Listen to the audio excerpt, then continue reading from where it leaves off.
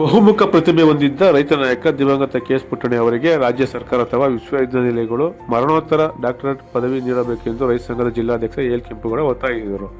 ಪಾಂಡುಪುರ ತಾಲೂಕಿನ ಮೇಲ್ಕೋಟೆ ಪೂತಿನ ಕಲಾಮಂದಿರದಲ್ಲಿ ದೃಶ್ಯ ಟ್ರಸ್ಟ್, ಮೇಲ್ಕೋಟೆ ಹಸಿರು ಭೂಮಿ ಟ್ರಸ್ಟ್, ನರಹಳ್ಳಿ ಕನ್ನಡ ಮತ್ತು ಸಂಸ್ಕೃತಿ ಇಲಾಖೆ ಹಾಗೂ ಪೂತಿನ ಟ್ರಸ್ಟ್ ಸಹಯೋಗದೊಂದಿಗೆ ಆಯೋಜಿಸಿದ್ದ ರೈತ ನಾಯಕ ಕೆ.ಎಸ್. ಪುಟ್ಟಣ್ಣಯ್ಯ ರಂಗನಮನ ಒಂಬಾಳೆ ನಾಟಕೋತ್ಸವದಲ್ಲಿ ಕೊಡಲ್ಲ ಅಂದ್ರೆ ಕೊಡಲ್ಲ ನಾಟಕ ಪ್ರದರ್ಶನ ಕಾರ್ಯಕ್ರಮದಲ್ಲಿ ಭಾಗವಹಿಸಿ ಅವರು ಮಾತನಾಡಿದರು. ಪುಟ್ಟಣ್ಣಯ್ಯ ಅವರದ್ದು ಒಂದು ಪ್ರತಿಭೆ ಅಲ್ಲ, ಅವರದ್ದು ಬಹುಮುಖ ಪ್ರತಿಭೆ. ವಿಶ್ವವಿದ್ಯಾನಿಲಯಗಳೇ ದೊಡ್ಡ ದೊಡ್ಡ ವಿದ್ವಾಂಸರು, ಪ್ರೊಫೆಸರ್ಗಳು ಭಾಷಣ ಮಾಡೋದಕ್ಕೂ ಹೆಚ್ಚಿನದಾಗಿ ಪುಟ್ಟಣ್ಣಯ್ಯ ಅವರು ಕೃಷಿ ಸೇರಿದಂತೆ ಯಾವುದೇ ಕ್ಷೇತ್ರದ ವಿಷಯಗಳನ್ನು ನಿರರ್ಗಳವಾಗಿ ಮಾತನಾಡುತ್ತಿದ್ದರು. ಮೊದಲು ಮಾತನಾಡೋದಕ್ಕೂ ಅಂಜಿಕೆ ವ್ಯಕ್ತಪಡಿಸಿದ ಪುಟ್ಟಣ್ಣಯ್ಯ ಅವರು ವೇದಿಕೆಗಳಲ್ಲಿ ದೊಡ್ಡ ದೊಡ್ಡ ವಿಚಾರ ಸಂಕಿರಣಗಳಲ್ಲಿ ಗಂಟೆಗಟ್ಟಲೆ ಭಾಷಣ ಮಾಡುವ ಕಲೆಯನ್ನು ಕರಗತಗೊಳಿಸಿಕೊಂಡಿದ್ದರು. ಇವರಿಗೆ ಸರ್ಕಾರ ವಿಶ್ವವಿದ್ಯಾನಿಲಯಗಳು ಬದುಕಿದಾಗಲೇ ಗೌರವ ಡಾಕ್ಟರೇಟ್ ಪದವಿ ನೀಡಲೇಬೇಕಿತ್ತು. ಆದರೆ ಆ ಬಗ್ಗೆ ಯಾರೂ ಚಿಂತನೆ ನಡೆಸಲಿಲ್ಲ. ಈಗಲಾದರೂ ಪುಟ್ಟಣ್ಣಯ್ಯ ಅವರಿಗೆ ಮರಣೋತ್ತರ ಡಾಕ್ಟರೇಟ್ ಪದವಿ ನೀಡಬೇಕು ಎಂದರು. ಪುಟ್ಟಣ್ಣಯ್ಯ ಅಂತಾರಾಷ್ಟ್ರೀಯ ಕ್ರೀಡಾಪಟುವಾಗುತ್ತಿದ್ದರು. ಕೆ.ಎಸ್. ಪುಟ್ಟಣ್ಣಯ್ಯ ಅವರು ಕೇವಲ ಕಬಡ್ಡಿ ಅಲ್ಲ, ಕ್ರಿಕೆಟ್, ವಾಲಿಬಾಲ್, ಬ್ಯಾಡ್ಮಿಂಟನ್, ಕೇರಂ, ಪಗಡೆ ಆಟ, ಚಿನ್ನಿ ದಾಂಡು ಆಟಗಳನ್ನು ಬಹಳ ಚೆನ್ನಾಗಿ ಆಡುತ್ತಿದ್ದರು. ಅವರು ಕೇವಲ ಒಂದೇ ಒಂದು ಕ್ರೀಡೆಯಲ್ಲಿ ತೊಡಗಿದ್ದರೆ ಅಂತಾರಾಷ್ಟ್ರೀಯ ಕ್ರೀಡಾಪಟುವಾಗಿ ಹೊರಹೊಮ್ಮುತ್ತಿದ್ದರು ಎಂದು ತಿಳಿಸಿದರು. 1983ರ ಕಬ್ಬಿನ ಚಳವಳಿಯಲ್ಲಿ ಬೆಂಗಳೂರಿನ ಕೇಂದ್ರ ಕಾರಾಗೃಹದಲ್ಲಿ ಕೆ.ಎಸ್. ಪುಟ್ಟಣ್ಣಯ್ಯ ಅವರೊಂದಿಗೆ ನಾನು ಹಾಗೂ ಕೆ.ಟಿ. ಗೋವಿಂದೇಗೌಡ ಸೇರಿದಂತೆ 220 ಮಂದಿ ಜೈಲುವಾಸ ಅನುಭವಿಸಿದ್ದೆವು. ನಮಗೆ ಜೈಲು ಹೊಸದು, ನಮಗೆ ಯಾರಿಗೂ ಬೇಸರವಾಗಬಾರದೆಂದು ಪುಟ್ಟಣ್ಣಯ್ಯ ಅವರು ಬಹಳ ಖುಷಿಯಿಂದಲೇ ಇರುತ್ತಿದ್ದರು. ಅವರ ಜೊತೆ 35 ವರ್ಷಗಳ ಸುದೀರ್ಘ ಅವಧಿಯವರೆಗೆ ರೈತ ಚಳವಳಿ ನಾವಿದ್ದೆವು. ಅವರದು ದೈತ್ಯ ಪ್ರತಿಭೆ ಎಂದರು. ದಿವಸ ಇದ್ದಾಗ ಅವರು ಒಂದು ವಿದ್ಯೆ ಇತ್ತು ಸರ್, ಅದು ಯಾರು ನೋಡ್ಬೋದು ವಿದ್ಯೆ. ಬಾಳೆಹಣ್ಣ ಹಿಂಗೆ ಮುರಿದು ಬಿಟ್ಟು ಒಂದು ಹೆಚ್ಚು ಕಮ್ಮಿ 30-40 ಅಡಿ ಎಸ್ಬಿಟ್ಟು ಬಾಯಿಲ್ ಹಾತ್ಗಾರರು ಮಿಸ್ಸೇ ಮಾಡ್ತಿರ್ಲಿಲ್ಲ. ನಾನು ನೋಡೋದ್ರಲ್ಲಿ ಒಂದೇ ಒಂದು ದಿವಸ ಅವ್ರು ಮಿಸ್ ಮಾಡೋದು. ಯಾಕೆಂದ್ರೆ ನಾವು 220 ಜನ ಇದ್ವಲ್ಲ, ಎಲ್ಲರಿಗೂ ಜೈಲು ವಸ್ತು. ಅವರು ನಮ್ಮನ್ನೆಲ್ಲ ಬೇಸರ ಮಾಡ್ಕೊಂಡ್ಬಿಡ್ತಾರೆ ಅಂದ್ಬಿಟ್ಟು ಭಾರಿ ಖುಷಿಯಾಗಿ ಇದ್ದು ಅಂತ ಒಂದು ಪುಟ್ಟಣ್ಣಯ್ಯರು ಆ ರೀತಿ ನಡ್ಕೊ ಬಂದವರು. ಅವ್ರದ್ದು ಒಂದು ಪ್ರತಿಭೆ ಅಲ್ಲ, ಬಹುಮುಖ ಪ್ರತಿಭೆನೆ. ಅವರು ಫಸ್ಟ್ ಮಾತಾಡಿಕೆ ಹಂಚ್ಕತ್ತಿದ್ದವರು, ಕೊನೆಗೆ ದೊಡ್ಡ ದೊಡ್ಡ ಸೆಮಿನಾರ್ ಅಲ್ಲಿ ನಿಂತ್ಕಂಡು ತುಂಬಾ ಚೆನ್ನಾಗಿ ಮಾತಾಡೋರು. ಆದ್ರೆ ನಮ್ಮ ಸರ್ಕಾರಗಳಾಗ್ಲಿ ಅಥವಾ ನಮ್ಮ ವಿಶ್ವವಿದ್ಯಾನಿಲಯಗಳಾಗ್ಲಿ ಅವ್ರಿಗೆ ಗೌರವ ಡಾಕ್ಟರೇಟ್ ಕೊಡ್ಬೇಕಾಗಿತ್ತು. ಯಾರು ಅದ್ರ ಬಗ್ಗೆ ಚಿಂತನೆ ಮಾಡಲಿಲ್ಲ. ಕೊಡ್ಲೇಬೇಕಾಗಿತ್ತು, ಅವ್ರಿಗೆ ಗೌರವ ಡಾಕ್ಟರೇಟ್ ಕೊಡ್ಲೇಬೇಕಾಗಿತ್ತು. ಯಾಕೆ ನಾನು ಹೇಳ್ತೀನಿ ಅಂದ್ರೆ, ನಾನು 76ರಲ್ಲಿ ಫಸ್ಟ್ ಇಯರ್ ಅಲ್ಲಿ ಇದ್ದಾಗ ರಾಜ್ಕುಮಾರ್ಗೆ ಗೌರವ ಡಾಕ್ಟರೇಟ್ ಕೊಟ್ಟರು. ಆಗ ಸ್ವಲ್ಪ ಜನ ಏನು ಅವ್ರ 3ನೇ ಕ್ಲಾಸು ಅಂದ್ರೆ ಓದ್ದವ್ರಿಗೆ ಡಾಕ್ಟರೇಟ್ ಕೊಡ್ಬೇಕು ಅನ್ನೋ ಭಾವನೆ. ಅವ್ರ 3ನೇ ಕ್ಲಾಸು ಅವ್ರಿಗೆ ಡಾಕ್ಟರೇಟ್ ಕೊಡ್ತಾವ್ರಿ ಅಂತ. ಆದ್ರೆ ಒಬ್ರು ಮಾಸ್ಟರ್ G.S. ಮೈಲಾರರಾವ್ ಅಂತ ಅವ್ರ ತಕ್ಕ ಪಾಠಕ್ಕೆ ಹೋಗ್ತಿದ್ದೆ. ಅವ್ರು ಹೇಳಿದ್ರು, 4ನೇ ಕ್ಲಾಸು ಓದಿದ್ರು ಇವತ್ತು ಯಾರಿಗೇನು ಕಮ್ಮಿ ಇಲ್ಲ ಕಣೋ ರಾಜ್ಕುಮಾರ್, ಅವ್ರಿಗೆ ಕೊಡೋದೇ ಸರಿ ಅಂತ. ಅವ್ರದೇ ಒಂಥರ ಭಾಷೆ, ಕೊಡೋದೇ ಸರಿ ಅಂದ್ರು. ಆ ರೀತಿಲಿ, ಯಾಕೆಂದ್ರೆ ನಾನು ಅವ್ರ ಜೊತೆಲಿ ಎಲ್ಲ ಕಡೆನೂ ಹೋಗಿದ್ದೀನಿ. ಯೂನಿವರ್ಸಿಟಿಲಿ ಒಳ್ಳೊಳ್ಳೆ ಮೇಧಾವಿಗಳು, ಪ್ರೊಫೆಸರ್ಗಳು ಚರ್ಚೆ ಮಾಡೋತಾವು ಇವ್ರು ಚರ್ಚೆ ಮಾಡಿದ್ರು. ಅದ್ಭುತವಾಗಿ ಚಪ್ಪಾಳೆನು ಪಡೆದಿದ್ದಾರೆ. ಈಗಲಾದ್ರೂ ಮರಣೋತ್ತರ ಅವ್ರಿಗೆ ಯೋಚನೆ ಮಾಡಿ ಒಂದು ಡಾಕ್ಟರೇಟ್ ಕೊಡೋದು ಒಳ್ಳೇದು ಅಂತ ಹೇಳಿ,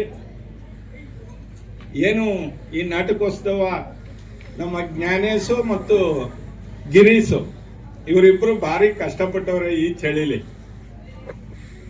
ಈ ಚಳಿಲಿ ಭಾರಿ 15-20 ದಿವಸದಿಂದ ಮನೆಯಲ್ಲೇ ಸೇರಿಲ್ಲ ಅವರು.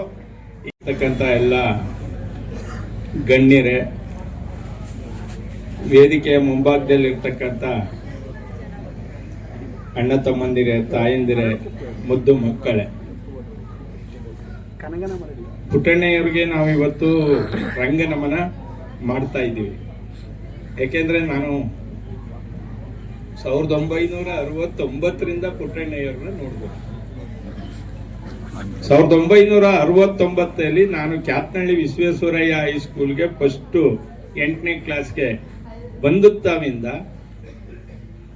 ಹೆಚ್ಚು ಕಮ್ಮಿ 81-82ವರೆಗೂ ನೋಡಿದೆ.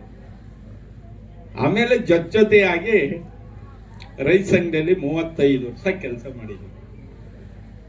ಯಾಕೆಂದ್ರೆ ಪುಟ್ಟಣ್ಣಯ್ಯರು ಬರೀ ಕಬಡ್ಡಿ ಅಲ್ಲ, ಕಬಡ್ಡಿ ಆಡೋರು, ಕ್ರಿಕೆಟ್ ಆಡೋರು, ವಾಲಿಬಾಲ್ ಆಡೋರು, ಬಾಲ್ ಬ್ಯಾಡ್ಮಿಂಟನ್ ಆಡೋರು, ಕೇರಮ್ ಅದ್ಭುತವಾಗಿ ಆಡೋರು, ಚಿನ್ನಿ ದಾಂಡ ತುಂಬಾ ಚೆನ್ನಾಗಿ ಆಡೋರು. ಯಾಕೆಂದ್ರೆ ಅವ್ರು ಆಡೋದೇ ಇಲ್ಲ. ಅವ್ರು ಯಾವ್ದಾದ್ರು ಒಂದು ಆಟನ ಆಡಿದ್ರೆ ಇಂಟರ್ನ್ಯಾಷನಲ್ ಪ್ಲೇಯರ್ ಆಗೋರು. ಒಂದೇ ಒಂದು ಆಟಕ್ಕೆ ಅವರು ಆದ್ಯತೆ ಕೊಟ್ಟು ಆಡಿದ್ರೆ ಇಂಟರ್ನ್ಯಾಷನಲ್ ಪ್ಲೇಯರ್ ಆಗೋರು.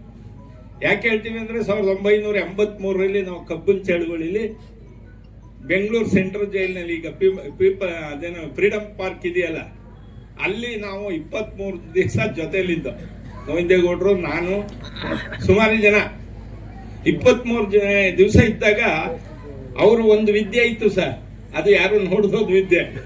ಬಾಳೆಹಣ್ಣ ಹಿಂಗೆ ಮುರಿದು ಬಿಟ್ಟು ಒಂದು ಹೆಚ್ಚು ಕಮ್ಮಿ 30-40 ಅಡಿ ಎಸ್ಬಿಟ್ಟು ಬಾಯಿಲ್ ಹಾತ್ಗಾರರು. ಮಿಸ್ಸೇ ಮಾಡ್ತಿರ್ಲಿಲ್ಲ. ನಾನು ನೋಡೋದ್ರಲ್ಲಿ ಒಂದೇ ಒಂದು ದಿವಸ ಅವ್ರು ಮಿಸ್ ಮಾಡೋದು. ಯಾಕೆಂದ್ರೆ ನಾವು 220 ಜನ ಇದ್ವಲ್ಲ, ಎಲ್ಲರಿಗೂ ಜೈಲು ವಸ್ತು. ಅವರು ನಮ್ಮನ್ನೆಲ್ಲ ಬೇಸರ ಮಾಡ್ಕೊಂಡ್ಬಿಡ್ತಾರೆ ಅಂದ್ಬಿಟ್ಟು ಭಾರಿ ಖುಷಿಯಾಗಿ ಇದ್ದು ಅಂತ ಒಂದು ಪುಟ್ಟಣ್ಣಯ್ಯರು ಆ ರೀತಿ ನಡ್ಕೊ ಬಂದವರು. ಅವ್ರದ್ದು ಒಂದು ಪ್ರತಿಭೆ ಅಲ್ಲ, ಬಹುಮುಖ ಪ್ರತಿಭೆನೆ.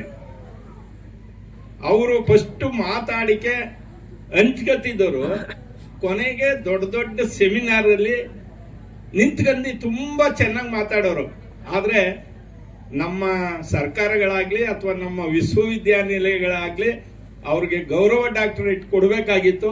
ಯಾರು ಅದ್ರ ಬಗ್ಗೆ ಚಿಂತನೆ ಮಾಡಲಿಲ್ಲ. ಕೊಡ್ಲೇಬೇಕಾಗಿತ್ತು, ಅವ್ರಿಗೆ ಗೌರವ ಡಾಕ್ಟರೇಟ್ ಕೊಡ್ಲೇಬೇಕಾಗಿತ್ತು. ಯಾಕೆ ನಾನು ಹೇಳ್ತೀನಿ ಅಂದ್ರೆ, ನಾನು 76ರಲ್ಲಿ ಫಸ್ಟ್ ಇಯರ್ ಅಲ್ಲಿ ಇದ್ದಾಗ ರಾಜ್ಕುಮಾರ್ಗೆ ಗೌರವ ಡಾಕ್ಟರೇಟ್ ಕೊಟ್ರು. ಆಗ ಸ್ವಲ್ಪ ಜನ ಏನು ಅವ್ರ 3ನೇ ಕ್ಲಾಸು ಅಂದ್ರೆ ಓದ್ದವ್ರಿಗೆ ಡಾಕ್ಟರೇಟ್ ಕೊಡ್ಬೇಕು ಅನ್ನೋ ಭಾವನೆ. ಅವ್ರ 3ನೇ ಕ್ಲಾಸು ಅವ್ರಿಗೆ ಡಾಕ್ಟರೇಟ್ ಕೊಡ್ತಾವ್ರಿ ಅಂತ. ಆದ್ರೆ ಒಬ್ರು ಮಾಸ್ಟರ್ GS ಮೈಲಾರರಾವ್ ಅಂತ ಅವ್ರ ತಕ್ಕ ಪಾಠಕ್ಕೆ ಹೋಗ್ತಿದ್ದೆ. ಅವ್ರು ಹೇಳಿದ್ರು, 4ನೇ ಕ್ಲಾಸು ಓದಿದ್ರು ಇವತ್ತು ಯಾರಿಗೇನು ಕಮ್ಮಿ ಇಲ್ಲ ಕಣೋ ರಾಜ್ಕುಮಾರ್, ಅವ್ರಿಗೆ ಕೊಡೋದೇ ಸರಿ ಅಂತ. ಅವ್ರದೇ ಒಂಥರ ಭಾಷೆ, ಕೊಡೋದೇ ಸರಿ ಅಂದ್ರು. ಆ ರೀತಿಲಿ, ಯಾಕೆಂದ್ರೆ ನಾನು ಅವ್ರ ಜೊತೆಲಿ ಎಲ್ಲ ಕಡೆನೂ ಹೋಗಿದ್ದೀನಿ. ಯೂನಿವರ್ಸಿಟಿಲಿ ಒಳ್ಳೊಳ್ಳೆ ಮೇಧಾವಿಗಳು, ಪ್ರೊಫೆಸರ್ಗಳು ಚರ್ಚೆ ಮಾಡೋತಾವು, ಇವ್ರು ಚರ್ಚೆ ಮಾಡಿದ್ರು. ಅದ್ಭುತವಾಗಿ ಚಪ್ಪಾಳೆನು ಪಡೆದಿದ್ದಾರೆ. ಈಗಲಾದ್ರೂ ಮರಣೋತ್ತರ ಅವ್ರಿಗೆ ಯೋಚನೆ ಮಾಡಿ ಒಂದು ಡಾಕ್ಟರೇಟ್ ಕೊಡೋದು ಒಳ್ಳೇದು ಅಂತ ಹೇಳಿ, ಏನು ಈ ನಾಟಕೋತ್ಸವ ನಮ್ಮ ಜ್ಞಾನೇಶು ಮತ್ತು ಗಿರೀಶು ಇವರಿಬ್ರು ಭಾರಿ ಕಷ್ಟಪಟ್ಟವ್ರೆ. ಈ ಚಳಿಲಿ ಭಾರಿ 15-20 ದಿವಸದಿಂದ ಮನೇಲೆ ಸೇರಿಲ್ಲ ಅವರು.